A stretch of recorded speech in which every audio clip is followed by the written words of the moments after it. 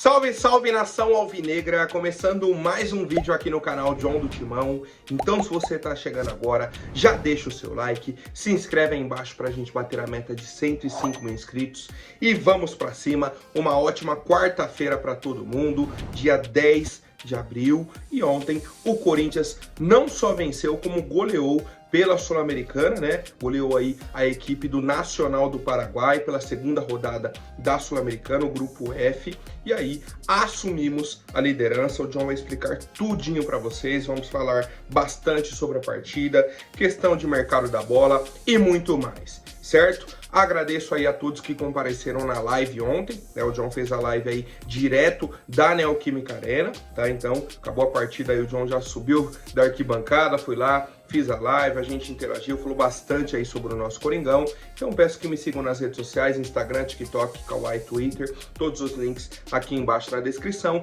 E quem quiser ver os gols do Corinthians do ângulo oposto da transmissão, só entra lá no meu Instagram, tem tudo pra vocês lá. Então vamos pra cima. E editor, pode rodar a vinheta. Ó, salve o Corinthians! Bom, família, tá aqui, ó, o copo da partida de ontem, ó, Timão. Mais aqui, ó, Corinthians e Nacional do Paraguai, segunda rodada, né, Sul-Americana, belezinha, bacana, ó, pra vocês não falar que eu tô mentindo, hein? Mas enfim, família, queria começar o vídeo de hoje mandando um salve para o Alan, certo? Que encontrou o John lá na estação de Itaquera, deu um salve lá, tamo junto. Também para o seu Edson, pai do Ivan, certo? Que me acompanha aí diariamente. Um abraço do John e vamos pra cima, espero aí que estejam todos felizes com essa vitória do Coringão, certo? Que entramos em campo ontem com a escalação que o John havia passado aqui, né? Fausto Vera como titular no lugar do Breno e também o Romero no lugar do Pedro Raul. O time do Corinthians dominou o jogo a partida inteira. O Nacional não chutou no gol. São pontos importantes já para a gente entender o roteiro do jogo. A bola só ficou no pé do Corinthians. O Corinthians estava jogando com a linha defensiva com 3 jogadores, Ranieri, o Félix Torres e o Gustavo Henrique. O Fausto Vera à frente da zaga e o resto no ataque. Subiam os 2 laterais, subiu o Rodrigo Garro, os 3 atacantes. Foi essa disposição do Corinthians dentro de campo. E aí a gente começou a criar as oportunidades. Foi tendo volume de jogo, rodando a bola para achar espaço, fez um cruzamento, fez outro, alguns escanteios. E aí a gente sai na frente, né, uma jogada do Wesley, acha o Fausto Vera, ele vai para chutar no gol, a bola cai no pé do Romero, ele gira e faz o primeiro gol do Corinthians na partida. Um gol que o colocou como um dos artilheiros da Neoquímica Arena, certo? E como o maior artilheiro estrangeiro da história do Corinthians. Beleza? Isso no primeiro tempo. Na segunda etapa, certo? Já fizemos uma mudança. Tiramos o Fagner, colocamos o Matheus França. Fagner estava com cartão amarelo e tudo mais. Primeira mudança. No primeiro e no segundo lance, o atacante lá do Nacional deu uma entrada no tornozelo do Félix Torres. Na hora que ele pisou, o Fausto Vera já levantou o braço e fez assim pro árbitro, ó, pedindo o VAR. Eu achei estranho, porque o árbitro estava perto, veio, deu o amarelo. E será que foi para tudo isso? Aí o árbitro ficou enrolando, o VAR chamou, ele foi, expulsou o atacante do Nacional. Então o Nacional, que estava jogando num 4-5-1, não conseguia sair de trás, começou a jogar num 4-4-1. E aí deu mais espaços no meio-campo para o Corinthians. No lance seguinte da expulsão, né, o Wesley perdeu a bola, veio até a frente da área do Corinthians, recuperou. A gente saiu jogando, achou o Mateuzinho lançou o Romero fez um excelente cruzamento para o Yuri Alberto só completar. O terceiro gol, né, novamente aí com um a mais, foi o contrário.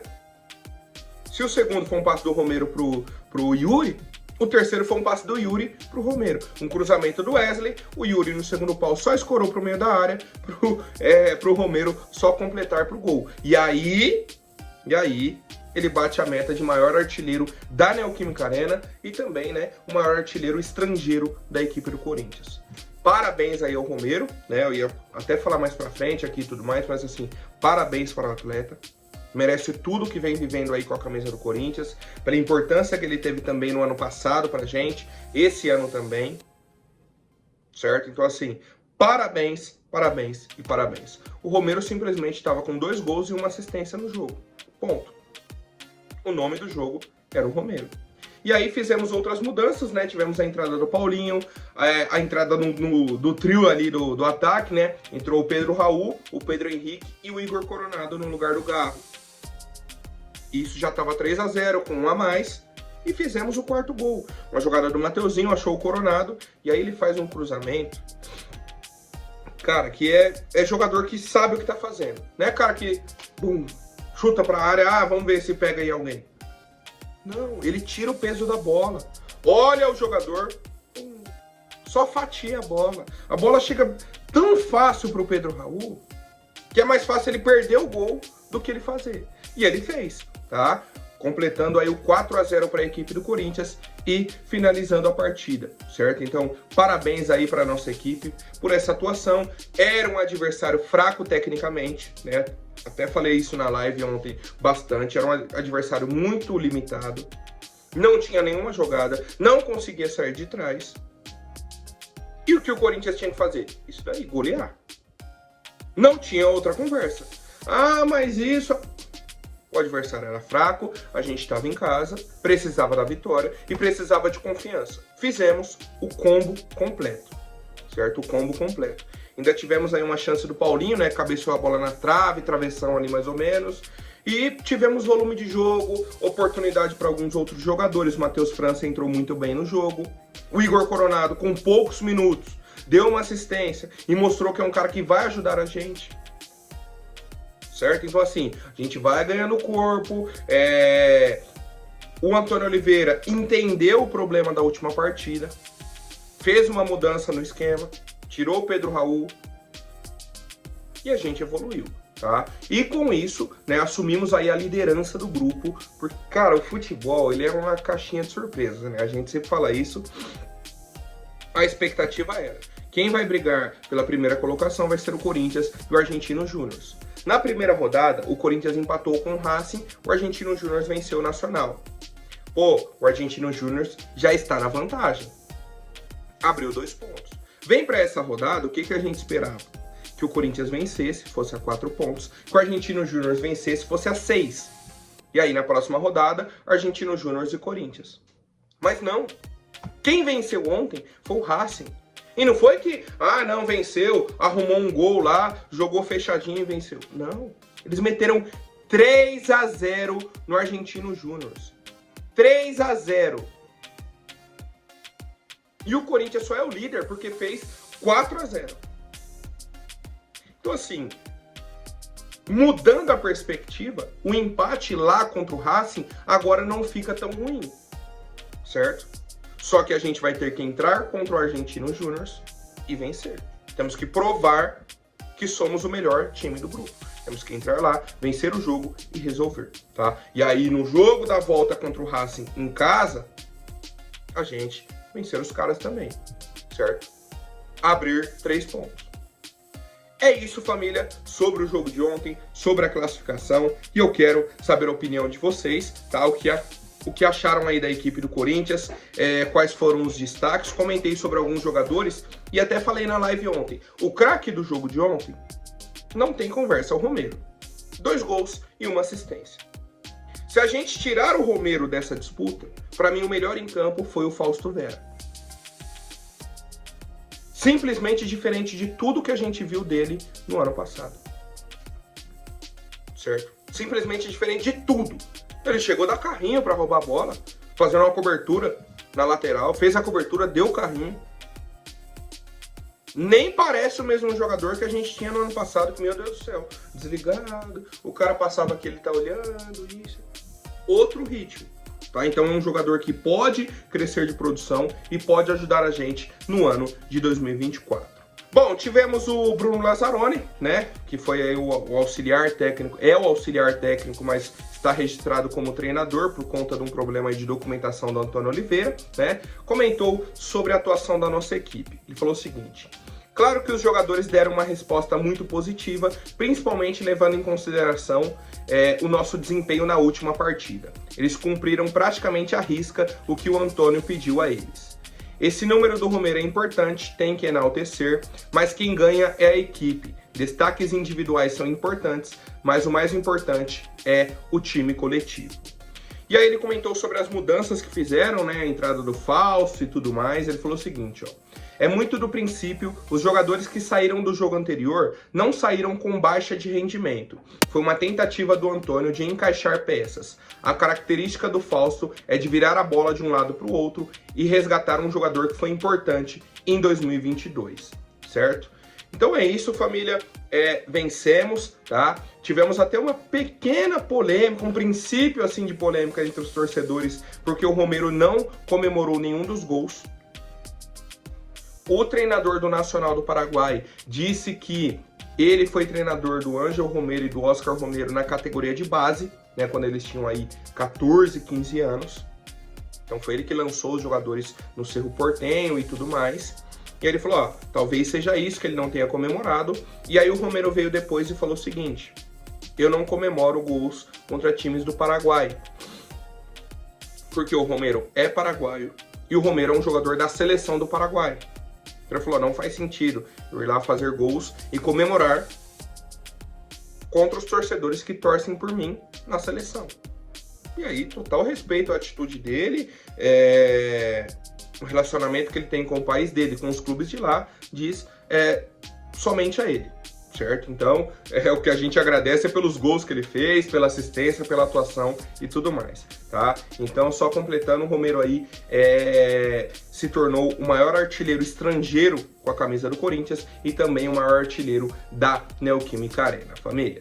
Bom, agora falando sobre o público de ontem, quem assistiu o jogo, quem viu qualquer lance, viu que a Neoquímica Arena estava com muitos espaços vazios. Muita coisa assim, que você olhava a arquibancada e falava, meu, tá faltando muita gente. E foi o menor público do ano de 2024. Primeiro ponto, o horário do jogo. Eu falei sobre isso aqui. Um jogo no dia de semana, às 7 horas da noite, na cidade de São Paulo. Tanto que o público que começa o jogo não é o mesmo que estava, por exemplo, no início do segundo tempo. Muita gente foi chegando no decorrer do jogo, por conta do tempo. É o horário de pico ali da metrópole. Junto disso, temos o valor do ingresso. Certo? O valor do ingresso. Vou até pedir para o editor colocar a tabela aí, ó. O menor público até então tinha sido Corinthians e Novo Horizontino, domingo, né, um jogo de domingo, 11 horas da manhã. 39 mil pessoas. Ontem tivemos 32 mil. E mais, o setor oeste, que é onde fica a transmissão, então quem tá na transmissão vê o setor leste, norte e sul. Não vê o oeste. O oeste estava vazio, vazio, vazio. Vazio de tudo, assim, vazio. Por quê? Porque é o setor mais... Sempre foi o setor mais caro. O que eles fizeram? Aumentaram ainda mais. O resultado é esse, tá? E aí, o nosso presidente disse que já estão recalculando essa situação, né? E que para o Brasileirão teremos mudanças, né? Que eles vão voltar ao normal. Agora eu quero saber qual que é o normal. O normal da Arena ou o normal da gestão do Duílio? Porque eu comentei isso aqui também. Na gestão do Duílio, já tivemos um aumento do preço dos ingressos. Então o normal vai ser o que já era um aumento, ou normal de 2019, 2020? É a pergunta que eu faço aí para o Augusto Melo. Bom, família, agora algumas novidades pontuais sobre a nossa equipe, tá? O Matheus Araújo sofreu uma fratura na mão durante o treino aí de segunda-feira, mas já foi operado, né? Ele foi submetido aí ao procedimento cirúrgico, fez uma cirurgia e tudo mais, já foi operado e está recuperado 100%. Né? Foi uma fratura na mão, não sei exatamente o que aconteceu, né? Talvez tenha caído, alguma coisa assim, mas já foi para o hospital, fez aí a cirurgia, já foi liberado pelos médicos, deve aí ficar ou com a mão enfaixada ou com alguma coisa assim nesse sentido, e aí, mas não deve atrapalhá-lo nas atuações, né? Até porque é uma fratura na mão, certo? Então, o jogador aí deve ficar à disposição o mais breve possível. Vamos para as novidades de mercado da bola. A atualização do momento, né? Que eu até comentei com vocês aqui sobre o Caetano, sobre o Giovani, sobre o próprio Matheus Araújo, sobre a possibilidade de saírem do Corinthians, certo? São jogadores aí que perderam espaço e tal, jogadores que podem ir para outros clubes, e a situação do momento é a do zagueiro Caetano. O Goiás, na informação aí do jornalista André Rodrigues, Goiás que está na Série B, demonstrou interesse em contratar o zagueiro Caetano. E aí, só pra gente lembrar, o Caetano jogou no Goiás em 2022. Ele estava emprestado ao Goiás. O Caetano surgiu no Corinthians ali em 2018, 19 mais ou menos. Foi emprestado pro Oeste, pro Coritiba, pro Oeste de novo, pro São Caetano, pro CRB. Fez uma boa Série B pelo CRB. Depois veio pro Goiás e fez um ótimo campeonato pelo Goiás também em 2022. Aí retornou ao Corinthians, ficou sendo uma opção no banco e tudo mais. Teve algumas oportunidades. Esse ano começou como titular e aí agora perdeu espaço. E aí o Goiás, obviamente, entrou em contato com o Corinthians e quer contratar o atleta. Eu, particularmente, gostaria de ouvir a proposta do Goiás. Se o Goiás vai querer comprar o atleta ou se vai chegar aqui, não, e o empréstimo de novo do Caetano?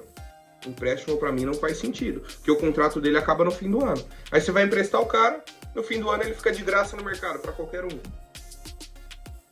Aí você tá perdendo dinheiro, tá? Agora, se o Goiás falar, não, vou apresentar uma proposta, quero comprar o atleta, dá pra cogitar, certo? Dá pra ouvir a proposta do Goiás, caso seja interessante pra nossa equipe. E eu quero saber a opinião de vocês, rapaziada. O Caetano deve ser negociado, a gente deve ouvir a proposta do Goiás ou não, de jeito nenhum, manter o Caetano aqui, porque ele é importante pra nossa equipe. Bom, família, agora falando sobre jogadores que podem chegar ao nosso time, tá? O Corinthians encaminhou a contratação do zagueiro Adrian Brizuela, né? Não é nem que podem, a contratação aí tá praticamente fechada, né? Com o zagueiro Adrian Brizuela, um paraguaio, certo? De 20 anos. Informação inicial aí foi passada pelo portal Meu Timão. Ele vai ser contratado inicialmente para o nosso time sub-20. Vai chegar agora, vai compor o nosso elenco sub-20. E a programação dele, o planejamento é o seguinte: 2024 continua no sub-20. 2025 joga a Copa São Paulo, que acaba no dia 25 de janeiro. E aí, a partir da Copa São Paulo do ano que vem, ele vem para o time principal. Então, ele sobe da categoria de base para o time principal. Então, o planejamento é o seguinte: traz o cara, vai se ambientando aqui no time sub-20. No ano que vem, no início, né, já da temporada, vem para o time principal. O Adrian Brizuela estava no Tucuari, certo, do Paraguai. Ele chegou a fazer parte do elenco principal, certo? Era um jogador ali que já participava do time principal e tudo mais. Mas o Corinthians viu essa oportunidade, um jogador barato, um jogador com projeção, trouxemos, tá? E para mim está extremamente correto. Recentemente trouxemos aí um centroavante uruguaio, agora esse zagueiro paraguaio. Aí o pessoal comenta, pô, John, mas não tem jogador no futebol brasileiro? Óbvio que tem, mas tem jogador no futebol sul-americano também. Ó o Rodrigo Garro, ó o Romero, ó o Fausto, ó o Félix, ó o Palácios. É melhor deixar esses caras surgirem lá, se profissionalizarem. Vai, joga, desenvolve. E aí depois você tem que comprar esse cara no valor alto, ou você viu que o cara se destacou, traz o jogador num valor bem baixo. Ele se desenvolve aqui, se torna titular e tudo mais. E aí você pode vender o jogador num preço alto. É isso. E se o Brizuela não for bom, que corremos esse risco, beleza, você gastou pouco dinheiro. O investimento que você fez foi baixo. Não tem tanto problema. Você vai perder, não vai perder muito dinheiro. É melhor do que você contratar um cara caro, aí ele chega aqui, não dá certo. Tá? Então o Corinthians fechou a contratação aí do zagueiro Brizuela e a gente vai acompanhando o planejamento do atleta, né, para que ele venha para o time principal no ano que vem. Certo, família? Agora, rapidinho, antes da última notícia, vou pedir para quem não for inscrito, se inscreva aí embaixo e já deixem um like para fortalecer. Família, a atualização aí do Pedro Ramiro sobre a questão aí dos direitos de transmissão da TV de 2025, né, 2025 até 2029, segundo o Pedro Ramiro, o Corinthians e a Globo avançaram por um acordo, mas tem um ponto importante, uma cláusula que eu particularmente não sabia que tinha. No contrato da Libra, que era o grupo que o Corinthians fazia parte e que o Corinthians saiu, está o seguinte: a Globo, a emissora que eles fecharam, que no caso é a Globo, não pode pagar para um clube por fora um valor superior ao que paga aos times da Libra. Ou seja, o Corinthians saiu da Libra para ganhar mais. Só que, para o Corinthians fechar com a Globo, teria que fechar num valor igual ao da Libra. Não poderia ser superior. E é isso que eu não estou entendendo. Se você não pode fechar por um valor superior, então não tem vantagem você negociar com a Globo.